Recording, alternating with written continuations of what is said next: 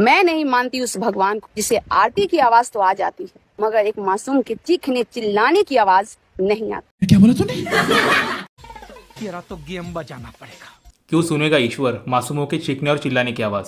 मासूमों की रक्षा के लिए और दुष्ट दुर्जनों को दंड देने के लिए ईश्वर ने क्षत्रिय वर्ण की निर्मित की थी। पर तुम्हारे भीमराव अंबेडकर के ब्रिटिश कानून ने तो क्षत्रियों से न्याय करने का अधिकार छीन लिया और कोर्ट को दे दिया।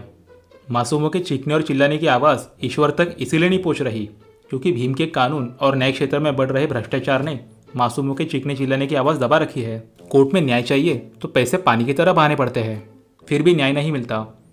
कोर्ट ठरकियों को विवाह बाह्य संबंध रखने का अधिकार देने के लिए धड़ल्ले से कानून बना रहा है, पर 1950 से लेकर अब तक भारत में जितने भी अन्य अत्याचार बलात्कार के केसेस पेंडिंग पड़े हैं उसके लिए उत्तरदायी ईश्वर नहीं, बाबा का कानून और कोर्ट है। जब ईश्वर के कानून का राज था तब ईश्वर द्वारा नियुक्त क्षत्रिय राजा महाराजा जैसे छत्रपति शिवाजी महाराज, महाराणा प्रताप, गुरु गोविंद सिंह जी और महाराजा सूरजमल जाट के समय किसी मासूम पर अत्याचार नहीं हुआ। भीम बाबा के ब्रिटिश कानून के समय ही मासूम क्यों चीख रहा है? आत्म परीक्षण करो। दोष ईश्वर में नहीं, तुम्हारे भीम बाबा के ब्रिटिश कानून में है। इसलिए आज भी लोगों के किस्से कहानियों में न्यायप्रिय राजाओं के न्यायदान का जिक्र मिलता है, पर आज के समय में कोई न्याय के लिए कोर्ट का दरवाजा खटखटाना नहीं चाहता क्योंकि सब जानते हैं कोर्ट में भ्रष्टाचार है, न्याय नहीं। और रही बात हमारे देवताओं को न मानने की, तो मत मानो। हमने कब कहा कि हमारे देवताओं को मानो?